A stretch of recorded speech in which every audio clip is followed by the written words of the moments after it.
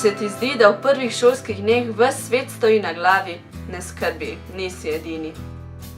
Ob novih začetkih je vedno težko. Težko je znova zgodaj vstati, težko je vsak dan v torbo zložiti zvezke, ki kar ne grejo v torbo. Težko je sedeti pri urah in zbrano poslušati.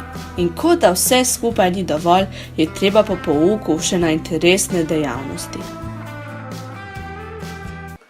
Nekatere od vas zanima čisto vse. Radi bi se vpisali v zgodovinski krožek, v šolski pevski zbor in v ustvarjalne delavnice, potem v pravljični krožek, pa še v glasbeno šolo in na športni trening. Tako so vaši urniki zapolnjeni vse dni v tednu in to je res lahko zelo naporno, kaj ne? Nekateri pa smo drugačni. Zbrali smo si tisto popoldansko aktivnost, ki nas zanima in jo z veseljem počnemo. Čeprav ne hodim v glasbeno šolo, še ne pomeni, da ne maram glasbe.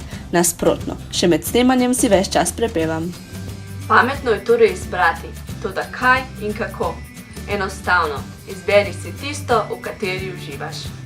Poleg tega pa si izberi še eno dejavnost povezano s športom, saj vemo, da so tisti, ki gibajo, bolj zdravi. Športov pa je toliko, da ti bo en izmed njih že všeč. Pa tudi znanje tujih jezikov ti vedno prav pride. Kaj pa, če me zanima še kaj drugega, naprimer matematika? Ja, seveda, vpiši se v ta krožek, saj veš, več kot znaš, več veljaš.